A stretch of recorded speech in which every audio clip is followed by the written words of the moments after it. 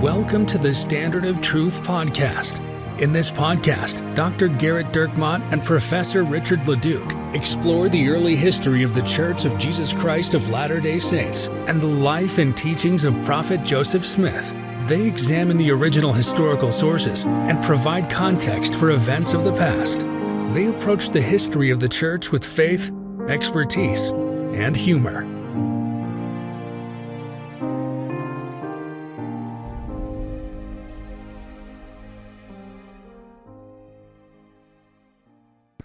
Hi, welcome to another episode of the Standard of Truth podcast. I'm your host, Dr. Garrett Dirkmott, and I have tried multiple times to start this podcast, and I've failed over and over and over again. I a few moments ago began to speak, and I think that I had glossolalia. I'm not entirely sure. Yes, we were at a snake handler sermon, a West Virginia snake handler, and it was you were full foursquare. I don't know what was going on, but A stroke was going on. I smelled toast. I am joined by my friend who speaks much more clearly than me. It's unfortunate that he didn't get the PhD in history, but he's still, pining away for that PhD in business. My friend, Professor Richard Leduc. Well, hello, Garrett. This is take 7 of us trying to start this. It was really bad, right? It was. I'm concerned for you as my friend. Do we need to go to a doctor? That was weird. I hit record, and the next thing that came out of my mouth was, it was. Yeah. Oh, did you serve a Swahili-speaking mission? No. Nope. I don't know what that was. Well, so Garrett, back in 2022, we did, I think it was 2022, possibly 2023. It could have been last week. I don't know. Everything kind of runs together. It does. Yeah. So we did Unsung Heroes from Church History. And it seemed like that was going to be a series of people that we were going to be talking about. We did one, and we haven't done one since. Well, I mean, in fairness, we kind of, we kind of did one about Willard Richards with his guns. We did. We did talk about Moroni. I feel he's unsung. He's relatively unsung. No one's heard of Moroni listening to this podcast. So we did get an email that asked a question about women in church history, and so we're gonna dust off unsung heroes from church history, and we're gonna do that again. But before we do, Genriff, we're going to hit the Phoebe Draper Palmer Brown mailbag. This first email comes to us from David. Now, there's 2 images. I'll put the link to the images in the description of the podcast so you can see them, because the images themselves are very funny. So this comes to us from David. I enjoyed the bonus episode today. And of course, it brought back a few images into my brain that had been quickly brought into virtual reality. The first is a highly accurate description of what I anticipate the bus ride will look like for the tours this summer. And what he has here is he has a bunch of people on the bus with a lot of money, and then Garrett and I with a basket like you would get in a church service, going around and having people put the money in the basket. The only thing that is not correct is that both of us are wearing a white shirt, and Garrett does not wear a white shirt. I will wear them. You have one. I mean, when I gave my son the priesthood. Yes, and there's a reason behind this, right? Yes. I actually think it's a very good reason. And sin. No, honestly, I generally don't wear a white shirt, and I'm not saying this is the right way to do it, but I don't, because I've just kind of found that there's 2 things. One, I'm teaching the history of the church all the time to students, and I'm teaching it sometimes in church, and so I'm talking about the history of the church all the time.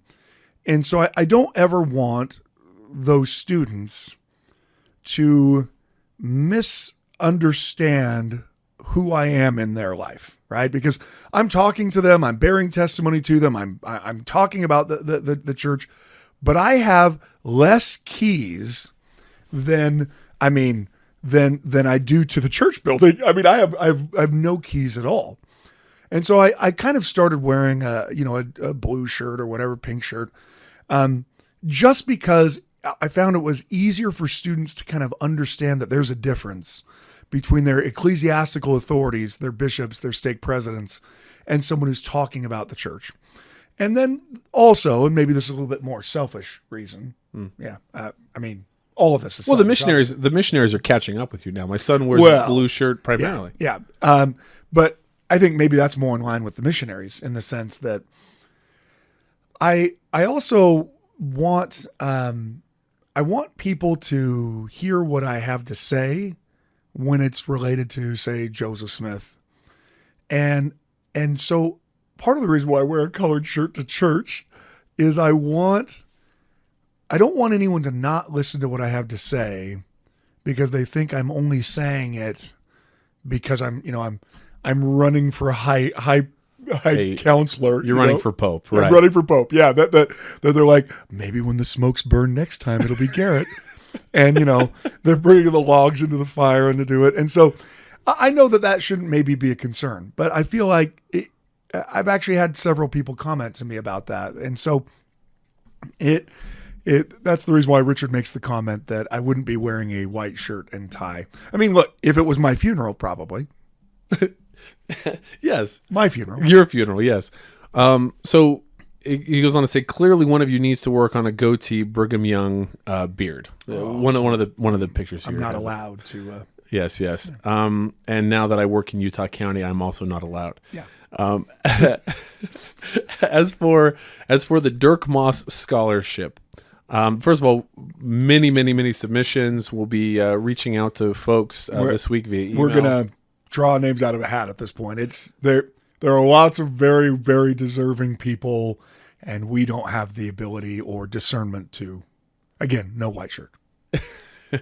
Yes. So we'll start reaching out to people this week. We're very excited about that.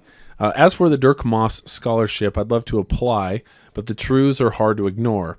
Number one, don't have enough money this year. Number two, my daughter is getting married June 20th, so I can't go this year anyway. Number three, where said daughter if said daughter was not getting married this year, I probably would have enough money to go, and so he wouldn't be deserving of the scholarship. That's right. Okay. And been free in June, hoping no marriages and enough money in 2025. Well, here's hoping for that, David. I don't know that the scholarship will repeat itself, David, but I don't know that our kind listener is going to be doing that every year. Yes. It's very nice of them to do it this year, though. And then he says, to that end, for those who want to go on the tour in the future, I think we could encourage the listeners to send their children out to hit the pavement on their behalf, selling premium subscriptions door to door for $14.99 a month. So more than they cost. Well, yeah, because so yes. Oh, okay. So okay. Selling the premium subscription for $14.99. Every subscription sold earns the family $5 a month towards the cost of the future tour, as long as that subscription stays active, or in other words, $5 in most cases. So that's a shot David's taking, that people are only subscribers for 1 month before they cancel. Possibly. This is my way of getting revenge on the world for having to sell stupid family portrait packages door to door in high school to raise money for band uniforms that the school bought the year after I graduated. And there's another image here that is very, very funny, of an older couple opening the door and a young, probably 10 to 14-year-old boy with a clipboard with Standard of Truth selling it door to door. Very funny. So to conclude, I'd love to make a case to get a Dirk Moss scholarship this year, but I just can't do it. I hope you all have a great time and hope to see you in 2025. So it was very funny. So I'll have the link to those images. The images are very funny. David, thank you. Thank you very much. All right, so this next email comes to us from Stephanie. On May 11th, 2023, episode entitled, Did Joseph Smith Really Use a Seer Stone? You said you would be doing a Succession Crisis 9-parter sometime after the next eclipse. And then she marks the exact time that we talked about it. Stephanie, it had to be an eclipse that was a full eclipse over Utah. It was. We were very clear. No, we were 60% eclipse here. Unless we have totality, we can't be held to anything. That happened. Well, the eclipse did anyway, lest you think you're getting away with I said after. Garrett next said, we're going to try to push for that sometime April 7th, 2024. Did I say that? Look, I don't know. She seems to have done a lot of work here. I'm going to go ahead and say that you did. Well, Stephanie. Well, so this is not going to be the only time I've disappointed you, Stephanie. I can only assume every time you listen. We're going to try to push that for April 7th, 2024. The podcast that dropped today, The Angel Gabriel and a Good Old-Fashioned Feet Dusting, doesn't mention anything about it. So I thought I'd send a reminder. A reminder also, just prior to the eclipse statement, you read an email of someone accusing you two of being honest. How's that for passive-aggressive? Well, Stephanie, you should teach a class on that. That's well done. There are mothers-in-law everywhere that could learn a thing or two from that was probably the best part of Elder Kieran's talk. Oh, that was so where he's like, behind every man called an apostle, there's a very surprised mother-in-law. Astonished. He says astonished. And her being passed away does not make her any less astonished. She's in the next life, still stunned. I had a friend of mine. A friend of mine is a first counselor in a bishopric. He texted me the same thing, but for a bishopric. Right. Similar level of astonishment. Richard, you sounded much better today. I'm glad you were healing. Also, you seemed to talk a lot about having to drive 3 hours round trip to record these shows. Well, I really enjoyed being in the audience for the live podcast. Thank you, Stephanie, for coming.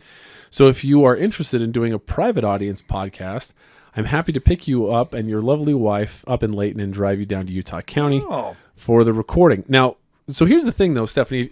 As a listener to the podcast, you know that for that 3 hours, I will say approximately 7 to 13 words as I do on the podcast. But he may take a fit of laughing that will carry him to an early grave. That's true. Don't think this is a private car chauffeur, as one you can totally sit in the front seat. Also expect a bit of rumble ride as my tires need to be balanced. Dear Becky and Angie, will you please ask your husbands to talk more about the women in the church history? Surely there is more to the women's contribution than the plural marriage ride. There is, Stephanie. Today we'll be talking about a woman who was in a plural marriage, though. So thank you so much. Thank you for sharing your families with us, your testimonies, your research, and your sports picks. It's hard to put into words how much your podcast helps this openly gay single adult temple worker. People in the gay community often try to shake my testimony based on things they don't like from church history and encourage me to live a lifestyle contrary to the laws that God has set forth. This can make for a lonely life. Your podcast helps me feel like I know much more than they do, and that I have a few podcast friends who are rooting for me. And this thorn of the flesh that may never be removed in this life, I absolutely know you are doing the work, and I am reaping the benefits. And so I hope you absolutely know how grateful I am. If you want to let other gay members of the church know that they are not alone, please feel free. We don't have much of a voice or outreach, but we are here, fighting the loneliness and finding, or at least looking, for the happiness which is affixed. Stephanie. Well, that's a beautiful, beautiful email, Stephanie. I can only say thank you for listening, and I'm sorry that we've been so dishonest about what we're going to talk about all the time. But I am grateful for your faith. I am grateful for it, and I'm grateful for all of the listeners who struggle with different aspects of this often very difficult mortal life, and place their faith in God and just push forward. I obviously had a lot of different areas I could have gone to talk about some of the great women in church history, but I felt like what Stephanie wanted was for me to get someone that maybe a lot of people don't know about. Now, the moment I say those words, every single member of their family history circle is going to email the podcast. So I'll say, a lot of you don't know Eliza Gibbs. That's who I'm going to talk about. Yes. And already, before the podcast is even dropped, 20 of her extended family members have already emailed. They're emailing right now. Oh, well, lots of people know about Eliza Gibbs. How is it that you don't know about them? I'm occasionally asked to speak at sons or daughters of the Utah Pioneers events. And at every one of them, wonderful people. I mean, these are great people honoring the heritage of our pioneers. And for almost all of them, it's their great-great-great-grandmother, their great-great-grandfather. And so, there's a lot of history on the micro level that's being done. But at every one of these I've ever done, I've probably done maybe, 10 or 15 in the last 5-10 years. And there's always someone who will come up to me and bring up essentially the most obscure fact about a relatively obscure person that I couldn't possibly have known, which is usually very interesting, but expecting me to know it, Do you know when when his second daughter got married? No, I don't. Well, I didn't think you would. It was in 1849. Okay. Yeah. I mean, that's awesome. I'm glad that happened. Well, I feel like that's every question you ask me about anything on this podcast. Like when was the church established? Oh, I want to say 16. What was? If you weren't listening to our latest premium content drop, first of all, we've had a couple of people ask about the premium, so we should just reiterate it. They are other podcasts, Condemned to Repeat It, Holy Places from Our Past, also known as Crinkling Leaves, and Joseph Smith and the Restoration, which we drop also once a week. We kind of vary what we're doing. American history, religious history, history of some of the sacred sites, and then of course Joseph Smith's history. And the idea behind it is it's a way to support the podcast, as David demonstrated, maybe not having your child go door to door selling subscriptions. We're not discouraging it. Richard wants you to send your child door to door. We'll set up an affiliate model where, absolutely. It's gonna be us, and then also solar panels. We thought maybe we could do both, and maybe some pest control. Well, and home security systems. The thing is, though, is that you're going to sell it for $14.99. We'll keep all of the money, and we'll just credit you, like he says, right? I see. Yeah, so you credit only toward the. But tour. we cancel. If that person cancels, you lose all of it. Yes, and on a related note, the tour just doubled in price. So, but the premium content, for those of you who are wondering, it's a way of supporting the podcast. Obviously, there are many, many, many expenses involved in hosting and putting this up, and really even just in the equipment alone to get it done. And so, it's a way for people who at least tolerate us and aren't trying to drive us off the air immediately to demonstrate their support by subscribing. And then that way we can use that as operational budget so we can keep this podcast free. Now, I know what you're thinking as you listen. This podcast is so bad that you've got to find a number lower than free for me to continue listening. So that's what we're going to work towards. At some point, we're going to work towards a reverse subscription model where we pay people to listen to us. Is that? Yeah, I think that would be very effective. Yeah. See, you don't have your business PhD yet. So anyway, on the premium content, I just, the very last one that dropped, we were talking about an aspect of the Revolutionary War, and Richard may or may not have been unaware of the timeline for. Sure. The Napoleonic Wars, 1803-ish to 1815-ish, 1804. 1815 is very good. Okay. So a decent number of years after the Revolutionary War. Right. Unaware. Well, you know that now, though. Sure. But all I'm saying is when someone asks you a random marriage date of someone that no one's ever heard of, I'm like that with, the Revolutionary War, Civil War. So who was the first president of the United States? First president of the United States. Well, I don't know, some guy? I'm the everyman, Garrett. Yeah. I'm the guy that's working why so this hard. Works. Yeah. Well, the sister from church history that I wanted to talk a little bit about today is a woman by the name of Eliza Dana.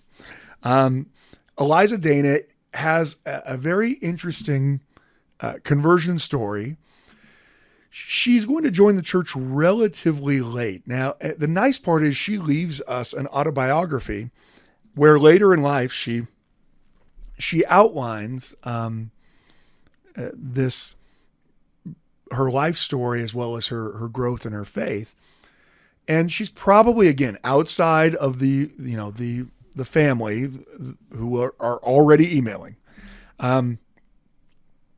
Probably not very well known because she's not married to a prophet or an apostle, right? She's not leading the women's suffrage movement, but she's a great example of faith and endurance and simply making the decision to follow the prophet even when there just didn't seem like there was a whole lot of hope.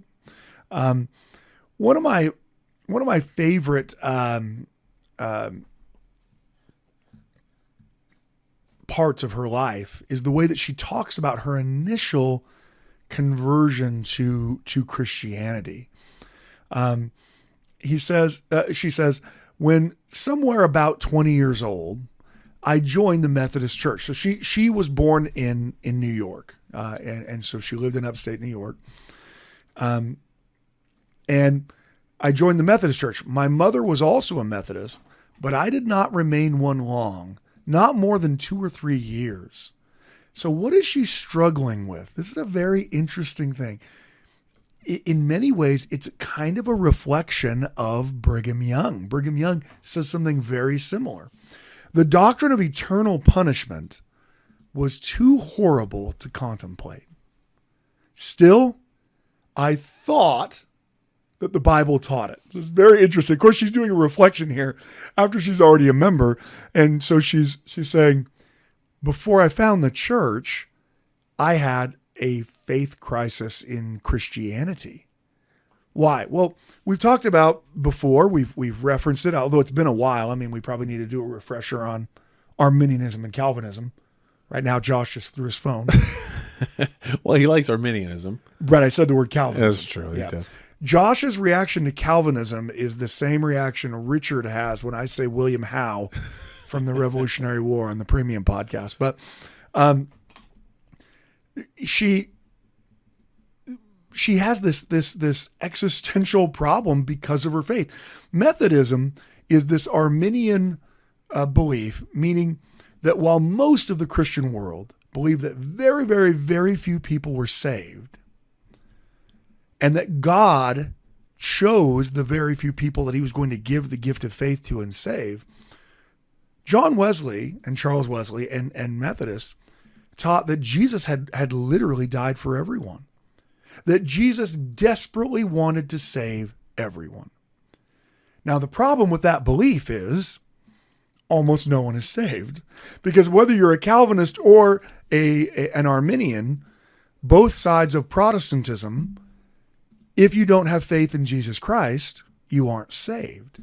And so while in the initial rush towards the beauty of Methodism, that Jesus died for everyone, there's comfort, because you no longer believe in this God who basically created almost everyone, wanting them to burn in hell forever. But the very self-same aspect of your faith, that the most important thing is Jesus extending mercy to everyone, is the same thing that makes you take the next step on that journey. And Brigham Young took the same step as a Methodist. So did I tell you the reel I saw of the Presbyterian preacher? It was very funny. So he was doing it lightheartedly, but he said, he said, brothers and sisters, it's so great to be here. And he said, isn't it funny? He's like, everyone that I know that's Baptist, they come up and they call me brother. Hey, brother. All the Baptists, they call me brother. As a Presbyterian, I'm like, we'll see. Pointing to the fact that Presbyterians are highly Calvinist, I mean, depending on which Presbyterian you're looking at, but traditionally the Presbyterian church is a Calvinist Orthodox church in the sense that people are saved because God chooses to give them the gift of faith, not because they did anything good, but because God chose them. And he didn't choose, he doesn't choose good people. He just chooses people before he ever created them. And that's how salvation for Calvinist Protestants can really be nothing of yourself. You didn't do anything. No one deserves to be saved. Everyone deserves to go to hell.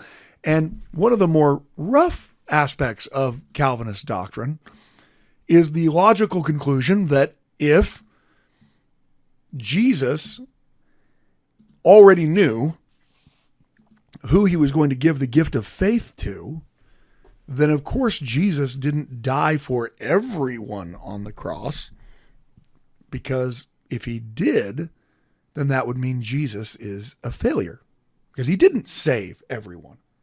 He saved only the people that God intended to save by giving them the gift of faith. And so therefore, this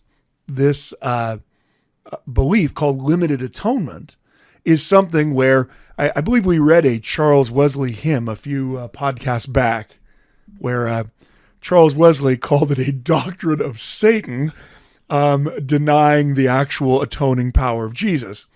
So those two sides of Protestantism, they still battle even today. But it's actually very interesting as I read 19th century journals of people who are Methodists, this quandary that they find themselves in is actually a fairly common thing. What caused you to become a Methodist? Believing that Jesus' atonement truly is for everyone, that every single person can be saved, but then coming to the reality that almost nobody is. I mean, look, as a Christian, every Christian will at some point ask the question of, if God is good, why is everything so terrible? And this is just kind of an extension of that. If Jesus desperately wants to save everybody, then why is everyone burning in hell? And so she says this, that the doctrine of eternal punishment was too horrible to contemplate. Still, I thought the Bible taught it. And thus, like a great many others, that one principle came very near to causing me to reject the Bible entirely and turn an infidel. This is such a big faith crisis for her that she is not even sure if God actually exists. Because if God exists, why are so many people burning in hell? I think that happens for many Latter-day Saints, actually. When they have a faith crisis here, that when they go look for Christianity in other places, that version of it is not anything that is palatable to them. And so they have a struggle here with perhaps something that they heard or isn't contextualized or whatever. But you can say polygamy. It's okay. When I say anything, what I meant was polygamy. Yeah. So when they hear of polygamy, maybe they've never heard of it, and then they hear about it. Right.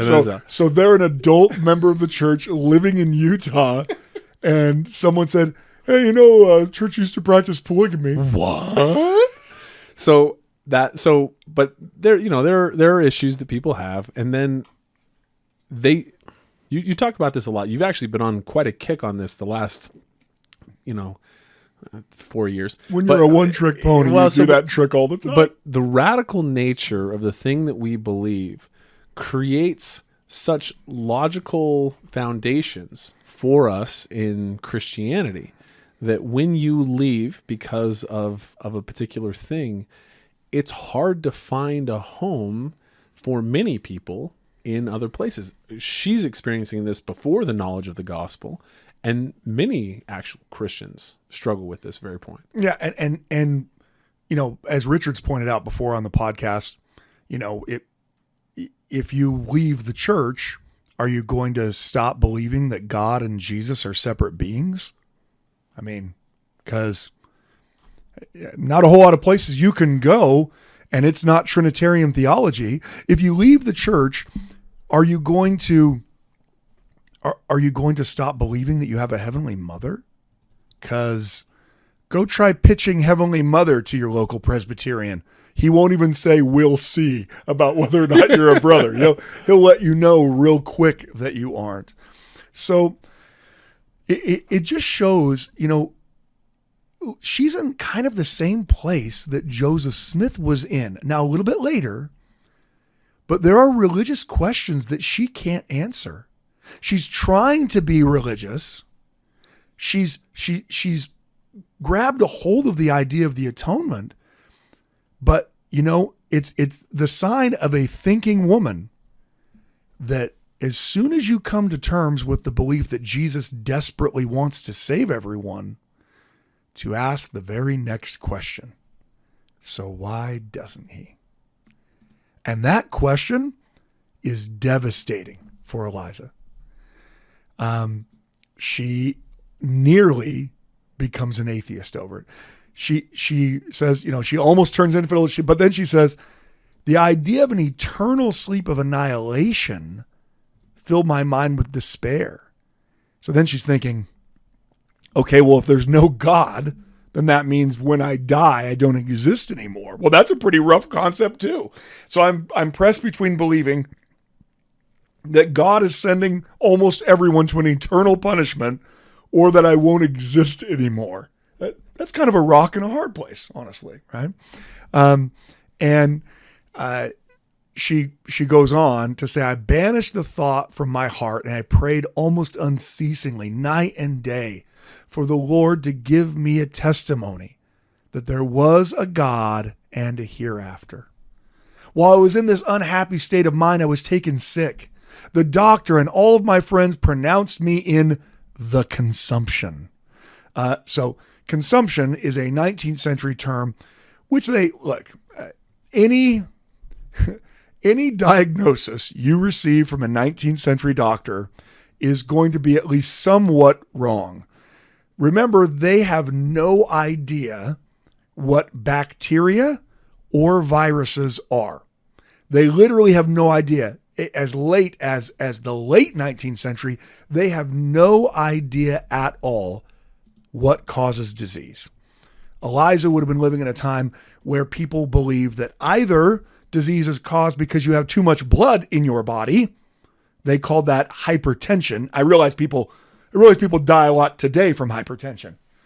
No, they believed all disease was caused by having too much blood in the body. So guess what you do if you have too much blood in the body? I think George Washington saw, right? George Washington found out as they bled him to death when he died. That's how George Washington died. Washington, again, prior to Napoleon. There you go. I love it. You know what? The more you know. Yeah, Richard. No. Yeah, we need the sound effect of the more you know. Yeah. The star shooting across. Yeah, the star shooting across. Yeah. Richard and I grew up watching. It was NBC. Watching free over-the-air television. Because we lived in Idaho. 3 channels. Yeah, we only had 3 channels, and I mean, at least the way they described cable TV in Shelley, Idaho, was that it would be something that we would get sometime after flying cars. Like, well, they couldn't possibly run a cable all the way out here to where the potato farms are. And it's like, there's a transatlantic cable that crosses the entire ocean, but we couldn't get one out here. No, we couldn't. So we only had so much to work with. But so she gets very sick. In this unhappy state of mind, I was taken sick. The doctor and all my friends pronounced me in the consumption, which I was then going to define. Usually, what that is a way of describing tuberculosis. And tuberculosis is, this, lung disease, which has varying levels of its severity. But usually when someone's talking about consumption, that's what they're referencing. Of course, I thought my days were numbered. One night between sundown and dark, I was laying on the bed in my bedroom and pondering on my condition, thinking that I would soon have to prove the realities of future existence. So she's thinking, I'm about to die, so I guess that'll answer the question of whether or not there's a God real quick. While I was in that condition, when all in a moment, I was enshrouded in a clear white light and was enwrapped in a heavenly vision. A glimpse of the beauties of eternity were presented to my view, and a personage so lovely that description fails to convey the idea of the celestial beauty. The person was so clear and transparent, and the features so perfect and angelic, clothed in a pure white robe, such as I've seen in latter days. She appeared a little distance from me at first, and seemed to glide rather than to walk as she approached me. She came within a few steps of me, and she looked at me, and she smiled such a sweet, heavenly smile, and passed on. Immediately, the scene vanished, but left me so serene and happy that I seemed as though I was in a new state of existence. Every doubt and fear in God, in regard to God, and a hereafter was entirely obliterated, and a heavenly calm and peace seemed to pervade my whole system. Still, I thought I was surely going to die, but death had now lost all of its terrors. I interpreted the vision as a sure premonition of my death, and withal to dispel my fears in regard to the future, but instead of dying, I began to recover. And when I became sensible that I was really getting well, I was quite disappointed, for I had anticipated with a great amount of satisfaction the happy change. So she has a visionary experience. This is another great aspect of her experience. God speaks to all peoples, and he does it by the whisperings of the Spirit, even if they don't have the gift of the Holy Ghost. He does it by visions and signs. He does it by dreams. Now, I don't mean to say that, your friend who told you that they happen to find their own personal seer stone in a stream behind their house is now receiving revelation for the church. I'm not saying that. Especially as members of the church, while we're entitled to personal revelation, God's made it very clear that revelation for the church doesn't go through Garrett Dirkmott. In fact, I'm pretty sure no revelation at all goes through Garrett Dirkmott, let alone for the church. But God loves everyone. And sometimes Latter-day Saints are accused of, you just think you're the only ones having any truth about God. Actually, all of our prophets say the opposite. We have prophet after prophet saying that there's truth in all religions. Now that starts to make Christians feel uncomfortable because, you mean all Christians, right? No, we mean Muslims and Hindus and Buddhists. All right, that's enough. I already knew you Mormons weren't Christians. I'm not going to call you brother. We'll see. We'll see. No, not even we'll see. Yeah, when you're dealing with a Latter-day Saint, it's like, okay, well, what part of the depths of hell would you like to burn in? Let's see if I can get you a maitre d' to take you where the demons are. But she has this powerful experience. Just God is mindful of her. Just think about that.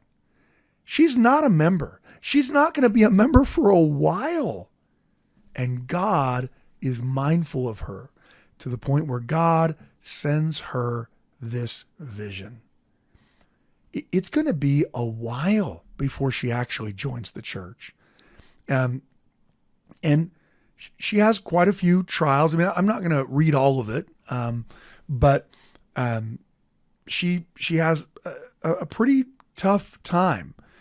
She's talk about bad timing. I was about to say she has a pretty tough time, and then I was about to explain that there was a rebellion in Canada. So I don't want to make our Canadian listeners feel like that was similar. But boy, what does a Canadian rebellion look like?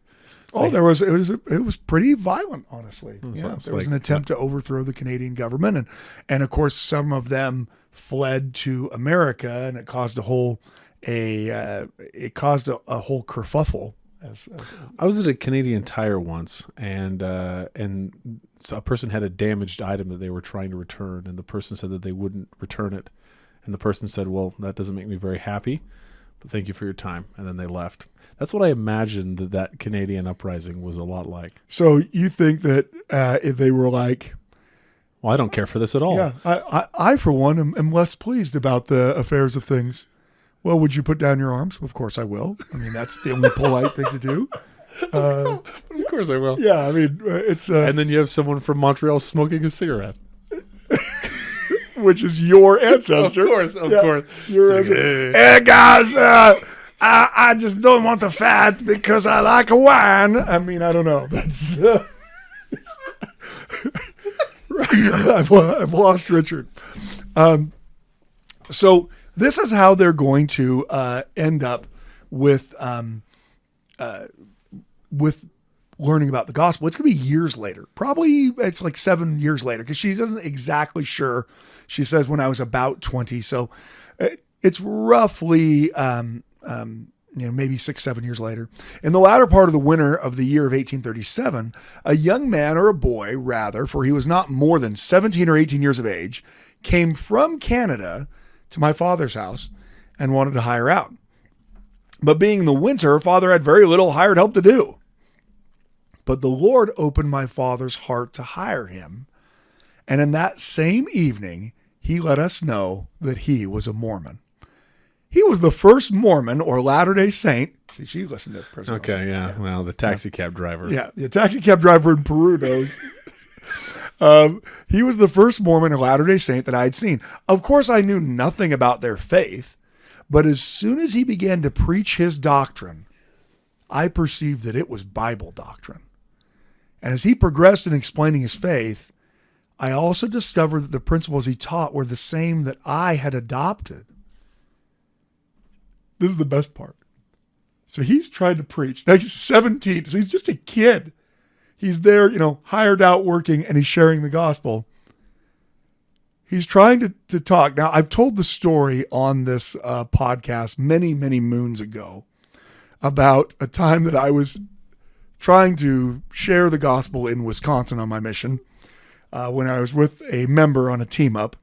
And as I was, first of all, the person let us in the door, which already, this is the greatest day that's ever happened to a Wisconsin missionary, right? I mean, so where did they yell at you to get off of their property? Was it on the porch or were you walking up the walk? No, he let us inside. All right, elder, don't lie. We all got to try to go to the temple. Not in this mission, but at some point we go home. No, so he let us in, and this person was actually seemed pretty interested. And we start teaching. And so I'm teaching the Joseph Smith story. I'm in the middle of teaching the first vision story, in the middle of it, right? I saw a pillar of light. I'm in the middle of it. And the member that I'm with, very loudly and disgustedly, I imagine with the same level of disgust that everyone listening to the podcast listens to the podcast. It was that kind of disgust where he goes, elder, just stop it. Like he was mad at me right. for teaching the Joseph Smith principle. He turns back to this guy who literally knows nothing. He just wanted a free Bible, right? And we're giving him the message. He turns back to this investigator, if you could call him that, and goes, look, patriarchal blessings. That's all you need to know. That's it. Patriarchal blessings. And of course the guy's like, what are you talking about? Patriarchal blessings. You get a patriarchal blessing and it tells you everything that's going to happen in your life. And that's how you know the church is true. He then asked us to leave. The line upon line a little bit. Well, there. a little milk before me. Yeah, a little bit. Patriarchal blessings They're great. Are important. Big fan. Yeah, they are good. Yeah. Yeah. Also, it may be important that they find out that Joseph Smith saw God first. Yeah, I would argue, while important, maybe not all you need to know. Maybe you need to know one or two additional things. That Jesus is your Savior? Jesus is your... That seems like one of the things. One of the things. That the church's... The authority's been restored to the earth. Yeah, yeah. But I feel like that's kind of covered in the patriarchal blessing when you receive it a little bit, right? Right, yeah. By the authority and all that. He also did explain to the guy that it tells you what tribe you're from. Oh, that had to go over well. But didn't explain tribe of Israel. So he just said what tribe you're from. So the guy thought he meant Native American tribe. Sure. Yeah. Sure. Yeah. Was he Native American? He wasn't. Oh, okay. I'm kind of glad that he wasn't because I feel like we were already basically committing an offense to God and man by what we were teaching at that point, and I didn't want to also make an offense to a persecuted minority group as well. That's tremendous. Yeah. Well, that's what a mission in Wisconsin's like. I've been prepping my son because he'll probably go there. At any rate, she does the same thing, but not about patriarchal blessings to this kid trying to teach. He's trying to teach. She interrupts him and she just goes, "Stop. It's useless to preach this doctrine to me, for I already believe it." That's the opposite of the opposite. Yeah. Oh, yeah. Wouldn't it be? So I'm told that people in other missions met people who were totally embracing of everything that was said and said, "I've always believed this. I want to get baptized." Maggie Van Lingen in my mission. Okay, so you even have a name of a person. Oh, she's the absolute best. Yeah, love her. All right. She's the greatest. Well, we read that email from someone in your mission, and I think it's calling to mind your... I was serving in her stake when that happened. Really? I was there for a long time. Well, this person probably knows that person then. Perhaps. I mean, she then moved after she was baptized. She eventually moved into L.A. County, which you're wont to do. But everyone's trying to get into L.A. County. Well, I mean, she lived in Sun City. I mean, it's a retirement community. It was full of very, very old people with like 2 subdivisions of non-retired people. So, she wanted to go where the action was. It seems like you could get a good early bird special, though. At Coco's, yeah. You want to get a coconut cream pie, you get a chicken fried steak, and you're done by 4:30. They send you on your way. Yeah, it sounds great. Anyway, so she has this missionary, this young boy, preach to her, and she goes on to explain, how she stops. And she says, "I had always been a great Bible reader as a child," and we know that already from her conversion experience. "Having read the New Testament 7 times through. And the Old Testament once." Here's how you know Eliza Dana is not a liar. Because someone who's trying to burnish their credentials, like, "I read the whole Bible like 17, 18 times. She's like, "I read the New Testament 7 times. And the Old Testament once." Made it through Numbers once. Yeah. If you've had to read Deuteronomy more than once, that's pretty rough. That is rough. Yeah. Anyway, so she explains that she's been this great reader of the Bible. "But for some time previous, I had perused the scriptures with a new zeal for knowledge and had prayed earnestly to be directed to the truth.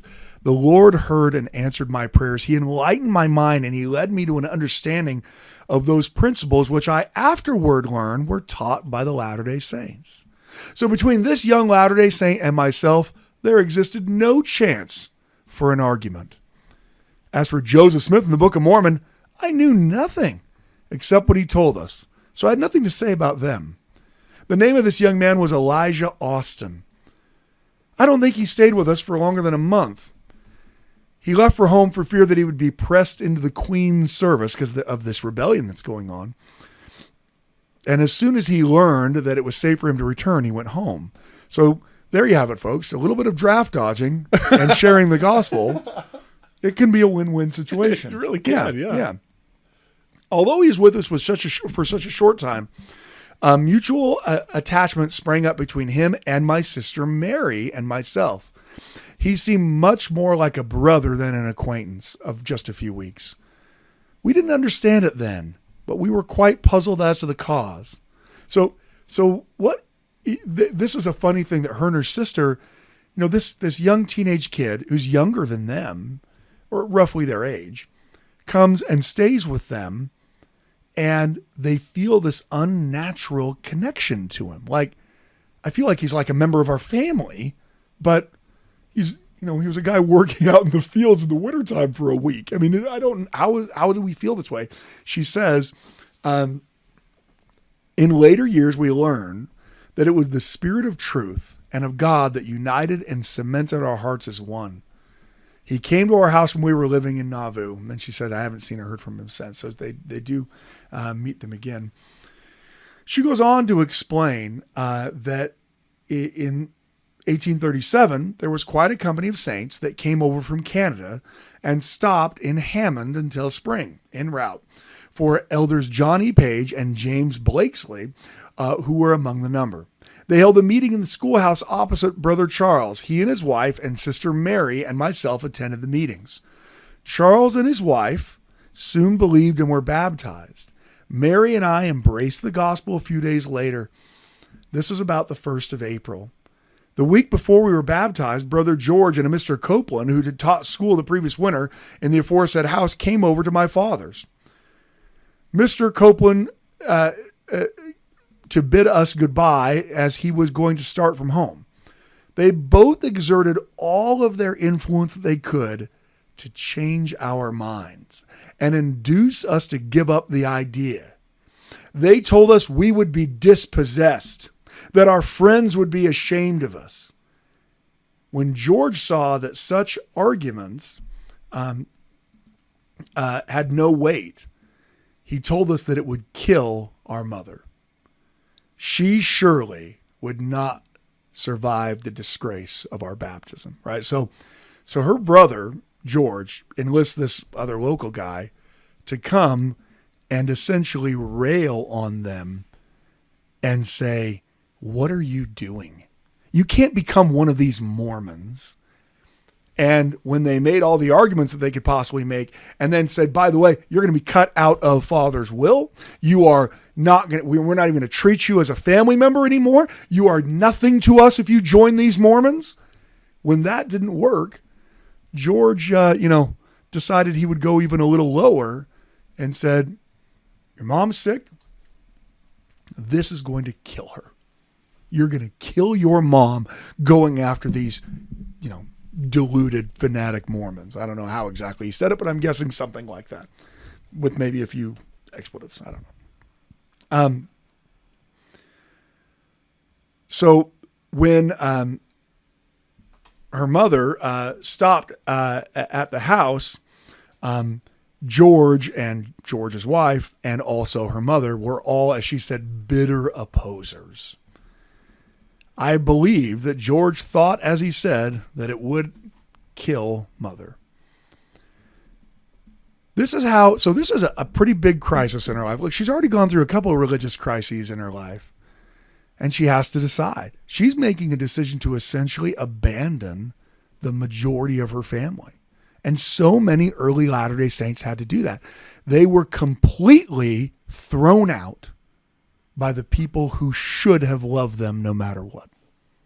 And Eliza has to make that decision. Do I really believe? I told George that if our joining the Mormons would kill mother, then she would have to die. Because I was fully convinced that the doctrine of the Church of Jesus Christ of Latter-day Saints was the truth, and that it was my duty to embrace it, and that I should do so, and I would leave mother in the hands of God. My father did not belong to any church, so he didn't oppose us. And she talks about how her brother James also, wasn't sure, but he wasn't opposing. But there she makes her stance that she's willing to be completely cut off, at least from half of her family. Garrett, I think, this comes because of the request from Stephanie in her email. And I think I had a discussion with my son. I may have even mentioned it on the podcast several months ago, probably actually about a year ago now. I forget how long he's been out. He had a companion who was a convert. No one else in his family was a convert. As you're describing this, I know I was talking to my mom. She listens to the podcast. She's a convert. A Jewish convert to the church. She faced much of this. As I was talking to my son about his companion and some of the frustration he had with his companion, I was trying to help him to try to understand what it must be like to be him, his companion. My son, it's the opposite. The peer pressure is if you don't go out on a mission. But for my son's companion, he had everybody trying to hold him back. And for many of us who are surrounded in our families and our friends and all of our interactions by Latter-day Saints, I think sometimes it's hard for us to put ourselves in the spot here and think about what that must have been like. That must have been impossible. Right. And it's a similar thing that, it calls to mind another great, woman of Latter-day Saint history, and that's Phoebe Woodruff, who similarly her family essentially, says, well, you're dead to us if you join the Mormons. And it's such a acrimonious thing that Phoebe actually decides to leave without telling them. She just writes them a note and walks off when they're gone, because she knows she can't win the argument, and she doesn't want to be dissuaded from doing what she knows is right. And so she just says goodbye in a note. Now, she will see her family again later, but here you have Eliza making this stance that she's going to make. She's going to get baptized. She says, nothing but a sense of duty would have influenced me to cause my mother trouble.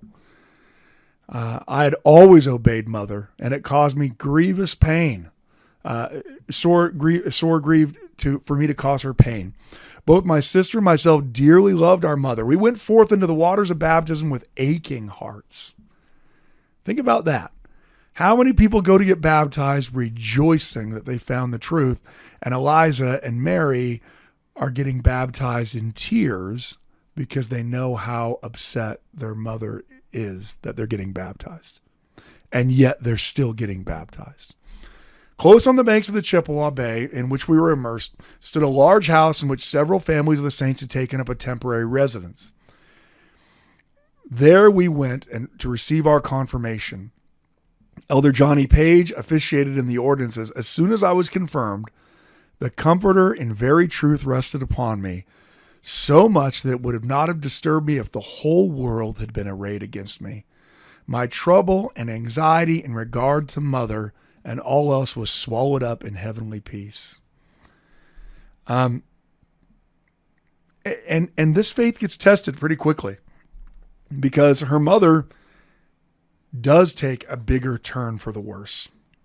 And I was fearful that my brother's prediction would be verified, that she would die. She was confined to her bed for 2 or 3 weeks, but the Lord raised her up for a better end. When she began to recover, she began searching the Bible for a way to confound our faith. So, okay, mom's healthy again, but only healthy enough to try to make sure that she can disprove this Mormon nonsense. But instead of that, she converted herself to the truth. And the ensuing summer, she obeyed the gospel herself. So she's going to talk a little bit more about what's going on in their family's lives. And eventually, they're planning to try to move to Nauvoo to gather with the rest of the saints. In 1844, April of 1844, Eliza's going to marry a man by the name of William Gibbs. So Eliza Dana Gibbs is her full name at this point. And they're all going to start off for Nauvoo.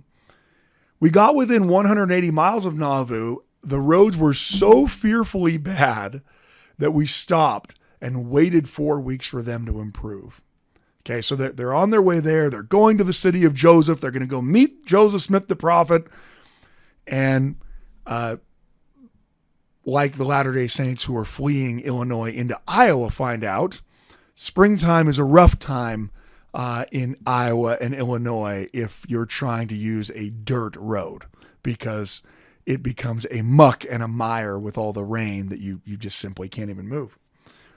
While they're stopped there waiting, they receive word that that Joseph Smith has been murdered. And notwithstanding, she said, that none of us had seen him, it cast such a gloom over our minds that it seemed to blight all of our future prospects. When we arrived at Nauvoo, it wasn't the Nauvoo we anticipated. All was gloom and madness. As time passed, sorrow and distress seemed to mark us for their particular victims. She then gets very, very sick and talks about how she thinks she's going to die, probably of the ague or the malaria that many Latter-day Saints get when they first move to the swamp that is Nauvoo.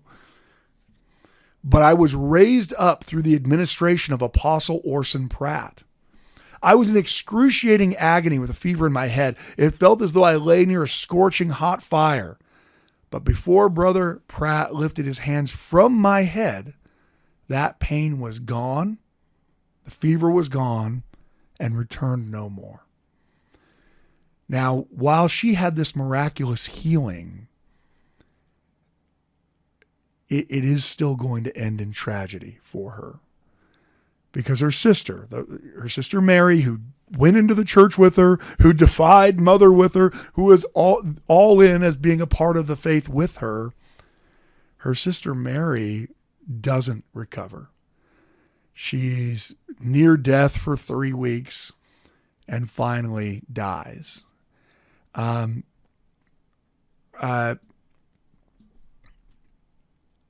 Mary, after she died, they had a small baby, and the baby dies as well. So she loses her little niece, and then they also have a small child who's named Eliza Ann.